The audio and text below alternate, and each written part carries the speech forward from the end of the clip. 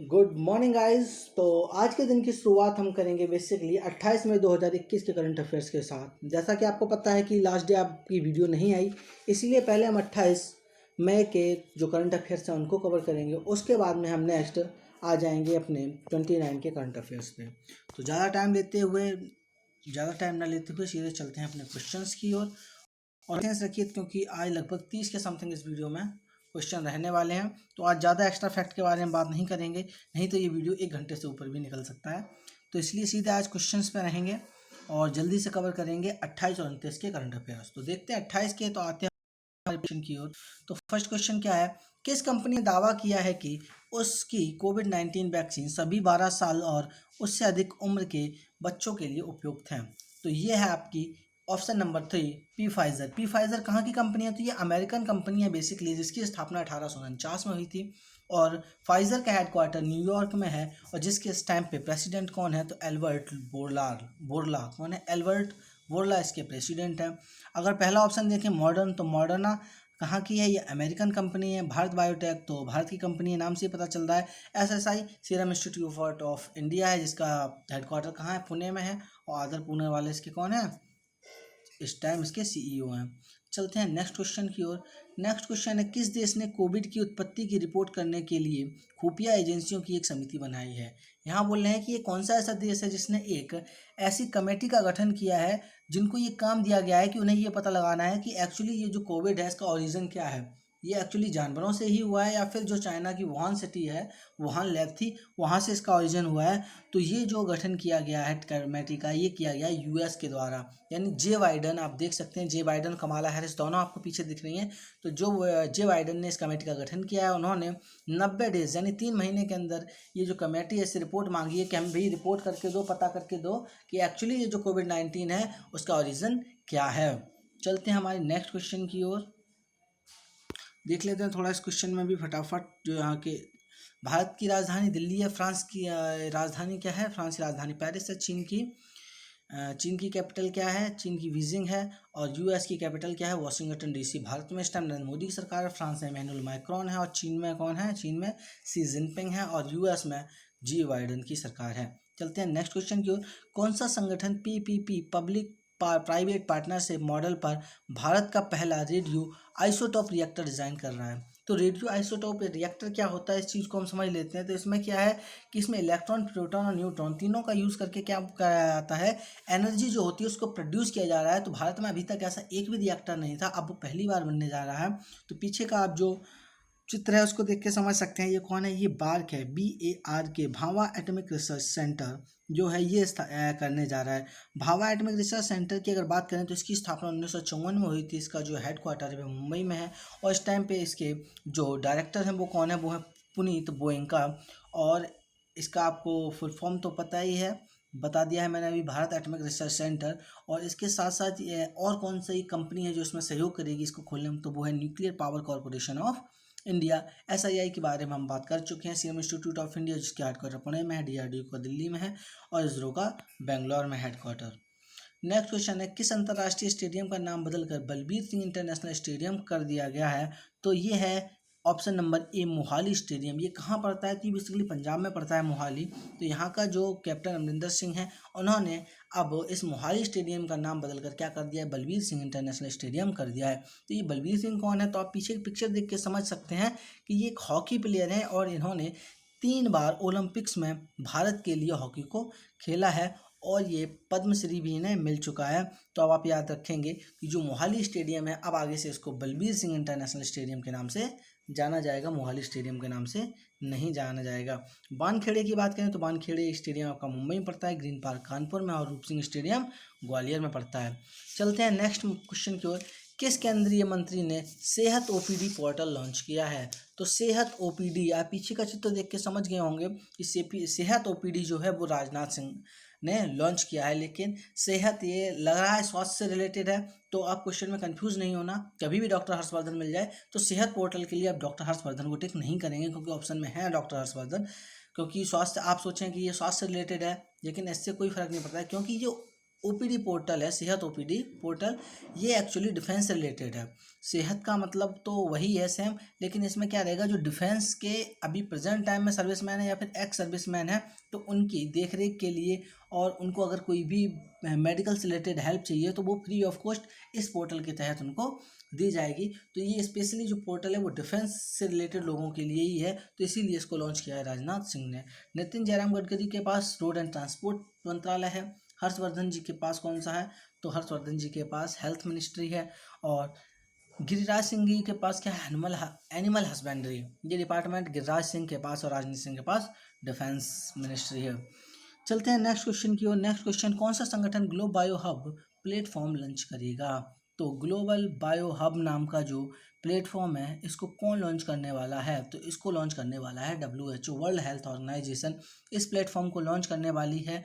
और किसके साथ मिलकर, तो ये स्विट्जरलैंड के साथ। अब स्विट्जरलैंड के साथ ही क्यों, तो आपको पता होगा कि WHO का जो हेड क्वार्टर है वो कहाँ है, जेनेवा में है, स्विट्जरलैंड में है। तो इसीलिए ये जो हब है वो स्विट्जरलैंड के साथ मिलकर ये करने वाले हैं।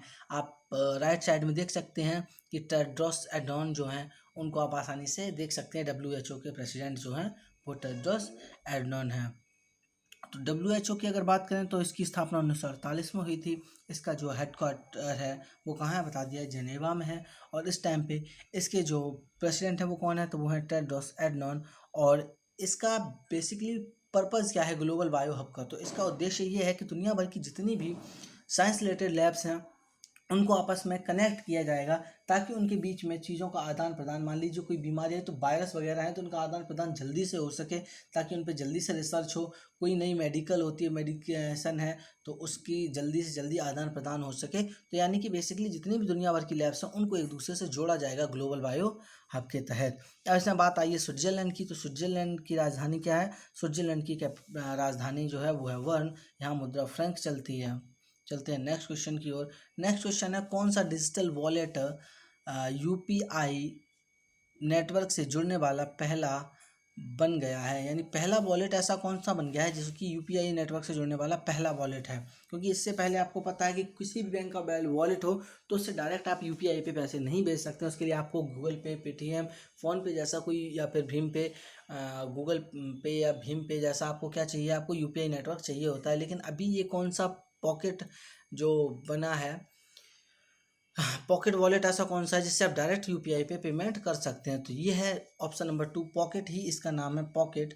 और ये ICICI बैंक जो है उसका ये क्या है, उसका ये डिजिटल वॉलेट है। तो इससे आप डायरेक्ट क्या कर पाएंगे, आप UPI पे भी डायरेक्ट पैसे भेज पाएंगे। ICICI की बात करें तो इसकी स्थापना 1994 में हुई थी। और इस टाइम पे इसके जो हेड है वो कौन है, तो वो है संदीप बख्शी। इसका हेडक्वार्टर मुंबई में है। और इसकी टैगलाइन क्या है, इसकी टैगलाइन है, हम है ना ख्याल आपका। क्या है, हम है ना ख्याल आपका। चलते हैं नेक्स्ट क्वेश्चन की ओर। यूरोप का गोल्डन शू अवार्ड 2021 किसने जीता है, काफ़ी चर्चे में रहता है हमेशा ये अवार्ड, और जब भी आता है तो क्वेश्चंस में भी अक्सर कर पूछ ही लिया जाता है। तो आ चुका है ये अवार्ड, यूरोप का गोल्डन शू अवार्ड 2021 किसने जीता। तो ये व्यक्ति जो कि रेड टी शर्ट में आपको बीच में दिखाई दे रहे हैं, खड़े हुए हैं, तो इनका नाम है रॉबर्ट लेवांडोस्की। क्या नाम है, रॉबर्ट लेवांडोस्की, ऑप्शन नंबर 3 पे है। तो इन्होंने ही ये अवार्ड जीता है। और ये कौन है, ये पोलैंड के प्लेयर हैं जिन्होंने पिछले वर्ष में 41 गोल किए हैं। इसी की वजह से इन्हें इस साल का यूरोपियन गोल्डन शू अवार्ड 2021 मिला है। और इनकी टीम का क्या नाम है, जिस टीम से ये खेलते हैं, तो इनकी टीम का नाम है बुंदेरा लीगा। क्या नाम है, बुंदेरा लीगा। चलते हैं नेक्स्ट क्वेश्चन की ओर। Forbes real time billionaire list 2021 के अनुसार दुनिया का सबसे अमीर व्यक्ति कौन बन गया है। अभी हमने एक दिन पहले ही आपको पढ़ाया था कि ब्लूमबर्ग की लिस्ट आई थी सामने, जिसमें टॉप पे कौन था, उसमें टॉप पे थे जेफ बेजोस और सेकंड नंबर पे थे एलन मस्क। जबकि ये जो लिस्ट आई है Forbes real time billion list, तो इसके आंकड़े कुछ अलग हैं। तो इसलिए आप जितने भी ये इंडेक्सेस हैं उनको किसने लॉन्च किया है उसके हिसाब से आप इनके आंसर्स को याद रखेंगे। तो Forbes real time billionaire list 2021 के अनुसार दुनिया का सबसे अमीर व्यक्ति जो है वो कौन है, तो वो है वर्नोल्ड आर्नोल्ट, जिनकी आप पिक्चर देख पा रहे हैं। इनका नाम है वर्नोल्ट आर्नोल्ट। क्या नाम है, वर्नोल्ट आर्नोल्ट। ये बेसिकली एक फ्रांसीसी बिजनेसमैन है। उनकी कंपनी का नाम है LVMH। और इस लिस्ट में दूसरे नंबर पर कौन रहे हैं, तो दूसरे नंबर पर रहे हैं अमेजन के मालिक जेफ बेजोस, और एलन मस्क तीसरे नंबर पर रहे हैं। अगर बेसिकली देखा जाए तो बर्नाल्ड अर्नाल्ड के पास कितनी संपत्ति है, तो इनके पास जो संपत्ति है वो 186.3 बिलियन डॉलर की है, जबकि जेफ बेजोस एक छोटे से अंतर के साथ इनसे पीछे रह गए हैं, तो उनकी संपत्ति है 186 बिलियन डॉलर, यानी कि सिर्फ 0.30 जो बिलियन डॉलर हैं उनकी वजह से ये पीछे रह गए हैं। और एलन मस्क इनसे काफ़ी पीछे हैं, इनकी संपत्ति है 147.3 बिलियन डॉलर।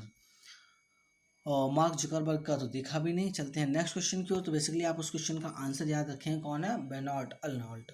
नेक्स्ट क्वेश्चन है, हाल ही में नासा ने किस अंतरिक्ष एजेंसी के साथ समझौता किया है, तो नासा के लिए बहुत फख्र की बात है कि इतनी बड़ी स्पेस एजेंसी ने उनके साथ हाथ मिलाया है। तो वो स्पेस एजेंसी है हमारे देश की इसरो, ISRO। इसरो ने हाथ मिलाया है। बात करें अगर इसरो की, तो इसरो की स्थापना सन 1969 में हुई थी। उसका हेडक्वार्टर बेंगलोर में है, और या इसके इस टाइम पे जो प्रेसिडेंट हैं या इसको कौन है इसके अध्यक्ष, तो वो हैं डॉक्टर के सिवान। कौन है, डॉक्टर के सिवान। और अगर नासा की बात करें तो नासा की स्थापना 1958 में हुई थी। इसका हेडक्वार्टर वाशिंगटन में है, और उसके प्रेसिडेंट कौन है, स्टीव जिरकिक। कौन है, स्टीव जिरकिक। रॉस्कोमोस कहाँ की है, रॉस्कोमोस है रसिया की। जाक्सा जापान की है, और स्पेसएक्स एलन मस्क की है, जो कि एक अमेरिकन कंपनी है। चलते हाल ही में किस देश ने पोर्ट सिटी बिल पारित किया है, तो ये है श्रीलंका। यानी श्रीलंका इसमें क्या करने वाली है, तो श्रीलंका इसमें 271 हेक्टेयर का जो फील्ड है उसमें एक सिटी को बनाने वाली है। बेसिकली ये बिल जो है भले ही श्रीलंका ने लॉन्च किया है, लेकिन इसके पीछे हाथ किसका है, तो वो है चाइना का, क्योंकि चाइना के कर्जे तले ये बुरी तरीके से दबी हुई है। तो चाइना एक प्रोजेक्ट लेके आ रहा है जिसमें यहाँ पे काफ़ी सारी इंडस्ट्रीज़ को बसाया जाने वाला है। तो ये हाल फिलहाल अगर पूछा जाए कि पोर्ट सिटी बिल किसने पारित किया है, तो ये श्रीलंका ने किया है। श्रीलंका में इस समय किसकी सरकार है, तो वो महेंद्र राजपक्षा की यहाँ पे सरकार है। और पाकिस्तान की राजधानी क्या है, पाकिस्तान की राजधानी इस्लामाबाद है। म्यांमार की राजधानी नेपडे है, और बांग्लादेश की राजधानी ढाका है। चलते हैं हमारे नेक्स्ट क्वेश्चन की ओर। तो नेक्स्ट क्वेश्चन क्या है, किस भारतीय अमेरिकी को US and foreign commercial service का महानिदेशक नियुक्त किया गया है। अमेरिका में आप देख रहे हैं लगातार जो भारतीय मूल के लोग हैं वो व्हाइट हाउस में इस बार ज़्यादा से ज़्यादा पोस्ट पे आ रहे हैं। तो इसलिए आप स्पेशली याद रखेंगे कि किसको किस पोस्ट पे पहुंचाया जा रहा है। अभी कुछ दिनों पहले ही एक बताई गई थी, आज एक फिर से ये क्वेश्चन है कि किस भारतीय अमेरिकी को US and foreign commercial service का महानिदेशक यानी डायरेक्टर जनरल नियुक्त किया गया है।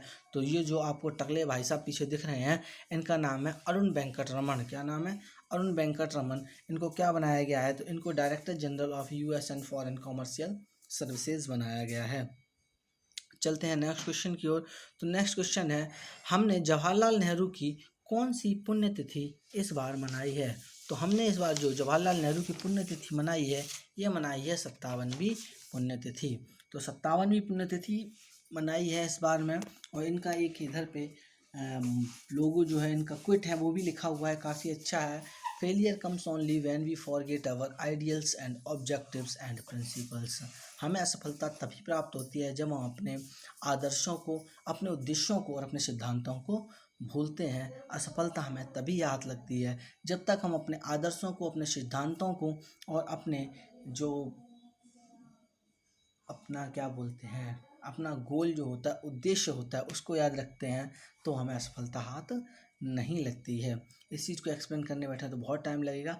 आते हैं सीधे क्वेश्चन पे कि हमने जवाहरलाल नेहरू की कौन सी पुण्यतिथि मनाई है, तो 57वीं मनाई है। क्योंकि जवाहरलाल नेहरू का जन्म कब हुआ था, अरे भाई बाल दिवस के दिन 14 नवंबर 1889 को इनका जन्म हुआ था। और इनकी मृत्यु कब हुई थी, तो वही हुई थी 27 मई 1964 को इनकी मृत्यु हुई थी।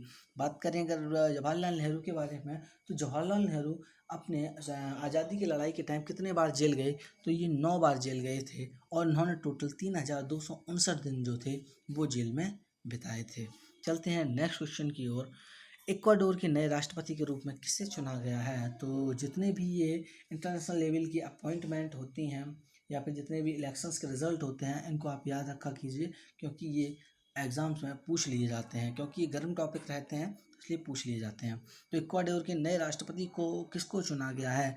तो इक्वाडोर के जो नए राष्ट्रपति हैं ये चुने गए हैं नंबर 1 गिलर्मो लाशो। क्या नाम है इनका? गिलर्मो लाशो जो हैं उनको नए राष्ट्रपति के रूप में चुना गया है। कहाँ की? इक्वाडोर। तो आप याद रखेंगे इक्वाडोर, यानी डोर के ऊपर इक्वाडोर, डोर के ऊपर क्या रखी हुई है? गिलर्मो, गीली लाश, लाश समझते हैं ना, डेड बॉडी, तो गिलर्मो लाशो, बिल्कुल भी लाश जैसा इंसान लग रहा है, मरा हुआ इंसान। तो इक्वाडोर के न्यू राष्ट्रपति कौन है? तो गिलर्मो लाशो हैं, वो चुने गए हैं। चलते हैं नेक्स्ट क्वेश्चन की ओर। तो नेक्स्ट क्वेश्चन का नाम क्या है? कौन सी राज्य सरकार रुपए देगी कोविड फ्रंटलाइन ड्यूटी पत्रकार की मौत पर 10 लाख? यहाँ बोल रहा है कौन सी राज्य सरकार 10 लाख रुपए देगी कोविड फ्रंटलाइन ड्यूटी, अगर पत्रकार की किसी की मौत होती है तो क्या देगी? ये 10 लाख रुपए देगी। तो ये कौन सी गवर्नमेंट है? तो ये है M.K. स्टैलिन, यानी तमिलनाडु। इन्होंने इसी महीने शपथ ली है एज अ चीफ मिनिस्टर। तो तमिलनाडु में M.K. स्टैलिन की सरकार जो है वो 10 लाख रुपए देगी अगर कोई पत्रकार काम करते हुए कोविड में अगर उसकी मौत होती है। तो M.K. स्टैलिन कहाँ पे हैं? तो तमिलनाडु में है। तमिलनाडु में M.K. स्टैलिन है। और वहाँ की जो गवर्नर हैं वो कौन है? तो वो हैं बनवारी लाल। महाराष्ट्र में उद्धव ठाकरे हैं और वहाँ पे गवर्नर हैं भगत सिंह कोश्यारी। गोवा में प्रमोद सावंत हैं और वहाँ पे गवर्नर हैं भगत सिंह। केरला में पिन्नाराई विजयन, अभी इन्होंने 3 दिन पहले ही शपथ ली है। इनका दूसरा टर्म स्टार्ट हुआ है केरल में। और यहाँ पर जो गवर्नर हैं वो कौन है? आरिफ मोहम्मद खान। चलते हैं नेक्स्ट क्वेश्चन की ओर। भारत की पहली महिला फ्लाइट टेस्ट इंजीनियर कौन बनी है? तो ये हैं आश्रिता बी ओलेटी। कौन है? आश्रिता बी ओलेटी। ये कर्नाटक के हैं। और यहाँ पर अगर बात करें एयरफोर्स की, तो एयरफोर्स में एयर चीफ मार्शल कौन है? तो वो हैं R.K. सिंह भदौरिया। तो उनका नाम तो आपको याद होगा ही। आप याद रखेंगे कि भारत की पहली महिला फ्लाइट टेस्ट इंजीनियर कौन बनी है? तो फ्लाइट टेस्ट इंजीनियर आज से पहले कोई महिला नहीं बनी, वो पहली महिला है। तो वो है आश्रिता बी ओलेटी। कौन है? आश्रिता बी ओलेटी। तो ये हमारे 28 के क्वेश्चंस थे। अब हम चलेंगे 29 मई के क्वेश्चंस की ओर।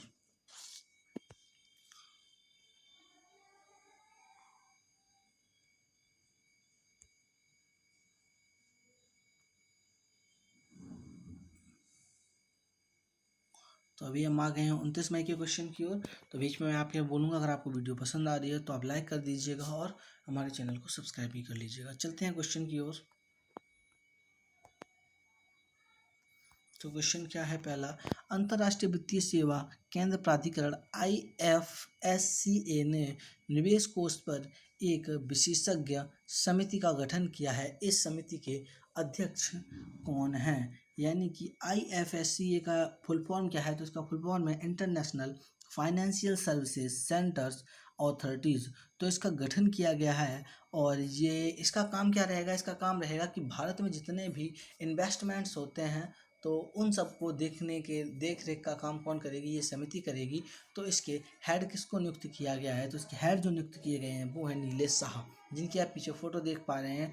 बेसिकली ये है कौन? तो जो नीलेश शाह हैं ये कोटक महिंद्रा बैंक के जो हैं, कोटक बैंक है इसके कौन है? इनके उसके ये वर्तमान समय में मैनेजिंग डायरेक्टर हैं।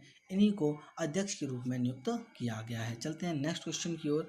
तो नेक्स्ट क्वेश्चन है कौन सा अस्पताल 1195 यानी 1195 रुपये में स्पुतनिक बी कोविड वैक्सीन तैयार करेगा या लगा के देगा? तो आपको पता है कि भारत सरकार ने कितना अमाउंट रखा है इसको लगाने के लिए? तो इस भारत सरकार ने जो अमाउंट रखा है वो रखा है 995 रुपये। कितना रखा है? 995। लेकिन ये जो हॉस्पिटल है अपोलो, जिसकी आप पीछे फोटो देख पा रहे हैं, इसने बोला है कि हम कितने लेंगे? 1195 रुपये लेंगे। वो किस लिए? तो उन्होंने कहा है कि हम 200 रुपये एडमिनिस्ट्रेटिव चार्ज लेंगे, क्योंकि हमारे यहाँ जो भी काम करने वाले लोग हैं वो अपनी ज़िंदगी को रिस्क में डाल के क्या कर रहे हैं? ऐसे में ड्यूटी कर रहे हैं। तो उनको अलग से रुपए कुछ कंपनसेशन या फिर कुछ रुपए अलग से देने के लिए क्या करने वाले हैं? वो 200 रुपये एक्स्ट्रा चार्ज करने वाले हैं। किसके लिए? स्पुतनिक बी के लिए। तो अपोलो जो हॉस्पिटल्स हैं वो क्या करने वाले हैं? वो 1195 में आपकी कौन सी वैक्सीन लगाएंगे? वो लगाएंगे। चलते हैं हम नेक्स्ट क्वेश्चन की ओर। तो नेक्स्ट क्वेश्चन हमारा क्या है? नेक्स्ट क्वेश्चन है इनमें से किस वैज्ञानिक को इंटरनेशनल एनी अवार्ड 2020 से सम्मानित किया गया है? तो जिनकी आप फोटो देख पा रहे हैं, ये काफ़ी एमिनेंट पर्सनैलिटी हैं इंडिया के, और इनका नाम है CNR राव। कौन है CNR राव? ये भारत के एक वैज्ञानिक हैं और इन्हें 2020 का जो एनी अवार्ड है उससे इनको सम्मानित किया गया है। और ये इतनी एमिनेंट पर्सनैलिटी क्यों हैं? क्योंकि ये भारत के एक केमिस्ट हैं। भारत में कौन है? ये एक इंडियन केमिस्ट हैं। इनको भारत रत्न से सम्मानित किया जा चुका है। आप ताज्जुब करेंगे कि इन्होंने लगभग 51 बुकें लिखी हैं, जो कि लगभग 1600 बुक्स पब्लिकेशंस द्वारा छापी जा चुकी हैं। और दुनिया की लगभग 60 ऐसी यूनिवर्सिटी 60 जो मानी हुई यूनिवर्सिटीज़ हैं, उन्होंने इन्हें डॉक्टरेट की उपाधि भी दी है। तो ये इंटेलिजेंट और एमिनेंट पर्सनैलिटी CNR राव को इस बार क्या दिया गया है? इस बार का जो एनी अवार्ड 2020 है उससे सम्मानित किया गया है। चलते हैं नेक्स्ट क्वेश्चन की ओर। नेक्स्ट क्वेश्चन है, भारत सरकार ने कोविड-19 के कारण मरने वाले कितने पत्रकारों को वित्तीय सहायता की मंजूरी दी है? तो इस बार जो मंजूरी दी गई है वो दी गई है 67 फैमिलीज़ को। और कितने रुपए मिलेंगे? तो इनको मिलेंगे 5 लाख रुपए पर फैमिली को मिलेंगे रुपए, जिन लोगों की कोविड-19 में जिन पत्रकारों की मौत हुई है उनको। चलते हैं नेक्स्ट क्वेश्चन की ओर। हमने किस तारीख को विश्व भूख दिवस मनाया है, यानी world hunger day? World hunger day किस दिन मनाया गया है? तो ये मनाया गया है बेसिकली 28 मई के दिन। हाईलाइट करना थोड़ा सा भूल गए हैं, आप टिक कर लीजिएगा ऑप्शन नंबर 2। ये कौन सा दिन मनाया गया है? तो ये 28 मई के दिन मनाया गया है वर्ल्ड हंगर डे। और इस बार का थीम ज़्यादा इंपॉर्टेंट रहेगा, क्योंकि छोटे छोटे थीम मैं पहले ही बता चुका हूँ कि अक्सर कर एग्जाम्स में पूछ लिए जाते हैं। तो इस बार का जो थीम रहा है वो रहा है SSS एंड हंगर्स। नीचे लिखा हुआ है, जस्ट वर्ल्ड हंगर डे के नीचे जो थीम है वो मैंने लिख के दिया है, SSS एंड्स हंगर, ये इस बार का थीम रहा है। चलते हैं नेक्स्ट क्वेश्चन की ओर। नेक्स्ट क्वेश्चन है, हाल ही में सीरिया के राष्ट्रपति के रूप में किसे चुना गया है? तो जिस व्यक्ति को आप पीछे देख रहे हैं, इस व्यक्ति को 4th टाइम सीरिया का राष्ट्रपति चुना गया है। इनका नाम है बशर अल असद। क्या नाम है? बशर अल असद। यानी बसेरा इन्होंने किया है, तब से ये उठे ही नहीं है, चौथी बार ये राष्ट्रपति बन चुके हैं 4th टाइम।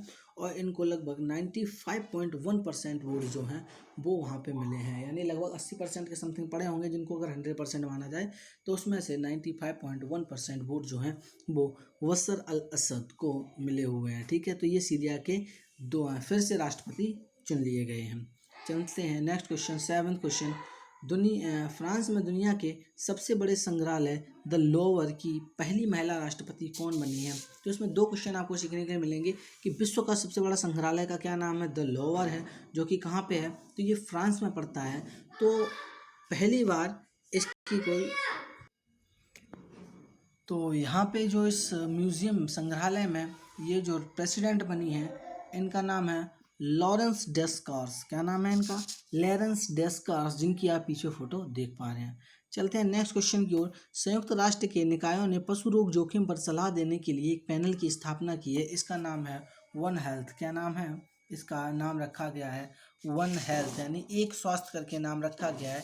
इसमें लोगों को ये जो है ये जागरूकता देंगे कि कौन कौन सी ऐसी बीमारियां हैं जो कि जानवरों की वजह से लोगों में फैल सकती हैं, या लोगों की वजह से जानवरों में फैलती हैं ये बीमारियां। चलते हैं नेक्स्ट क्वेश्चन की ओर। किस भारतीय अर्थशास्त्री ने स्पेन की प्रिंसेस ऑफ ऑर्ट्यूरियस अवार्ड 2021 जीता है? तो ये जो व्यक्ति जिन्हें आप देख पा रहे हैं, इनका नाम है अमर्त्य सेन, और ये नोबल प्राइज़ भी इन्हें मिल चुका है। तो इस भारतीय को इस बार 2021 का स्पेन की प्रिंसेस ऑफ ऑर्ट्यूरियस अवार्ड से सम्मानित किया गया है, और ये हैं अमर्त्य सेन। इनका नाम आप याद रखेंगे, वेस्ट बंगाल से बिलोंग करते हैं। नेक्स्ट क्वेश्चन है, 2021 के लिए रुडोल्फ शिंडलर पुरस्कार किसने जीता है?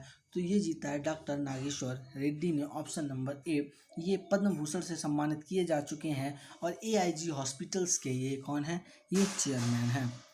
नेक्स्ट क्वेश्चन, DRDO की एंटी कोविड-19 दवा 2DG की कीमत क्या है? तो इसकी जो कीमत है वो क्या है? तो वो है 990 रुपये। ऑप्शन नंबर 2, इसकी कीमत कितनी रखी गई है?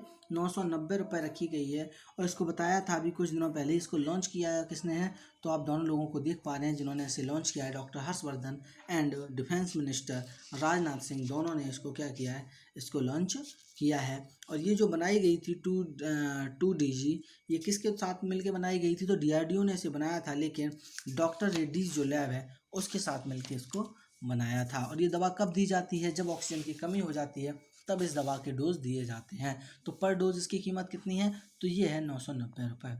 चलते हैं नेक्स्ट क्वेश्चन की ओर। हमने किस तारीख को महिला स्वास्थ्य के लिए अंतर्राष्ट्रीय कार्रवाई दिवस या कह सकते हैं कि अंतर्राष्ट्रीय महिला स्वास्थ्य दिवस मनाया है? तो ये हमने मनाया है बेसिकली 28 मई के दिन। कब मनाया है? 28 मई के दिन इसको मनाया गया है। नेक्स्ट क्वेश्चन, यूएई का गोल्डन वीज़ा पाने वाले पहले भारतीय अभिनेता कौन बने हैं? तो इससे पहले किसी को भी यूएई का गोल्डन वीज़ा नहीं मिला हुआ था। ये व्यक्ति हैं संजय दत्त। कौन है? संजय दत्त। आप फोटो देख के समझ गए होंगे। तो ये गोल्डन वीज़ा जो होता है बेसिकली उन लोगों को दिया जाता है जो यूएई में इन्वेस्टमेंट के पॉइंट ऑफ व्यू से जाते हैं। तो इस वीज़ा में फ़ायदा क्या होता है? तो इसमें ये होता है कि आप लंबे समय तक जो यूएई है वहाँ पे आप रुक सकते हैं, आपको बार बार वीज़ा नहीं लेना पड़ता है। उसके अलावा कई सारे आपको और भी सुविधाएं हैं जो इस वीज़े में दी जाती हैं। तो ये जो एक्टर हैं इनका नाम है संजय दत्त और इन्हें यूएई की तरफ से कौन सा वीज़ा मिला है? तो इन्हें गोल्डन वीज़ा मिला है। नेक्स्ट क्वेश्चन है, हमने वीडी सावरकर की कौन सी जयंती देखी है इस साल? थोड़ी सी टाइपिंग वाला मिस्टेक रहती है। तो हमने वीडी सावरकर की इस साल कौन सी जयंती मनाई है? तो ये हम लोगों ने मनाई है 138th जयंती। कौन सी मनाई है? 138th जयंती इस बार वीडी सावरकर की हमने मनाई हुई है। तो आप याद रख सकते हैं, तो याद रखेंगे कि सावरकर का जन्म 28 मई 1883 को हुआ था। उनकी मृत्यु 26 फरवरी 1966 की हुई थी। इन्होंने हिंदू महासभा को भी लीड किया हुआ था।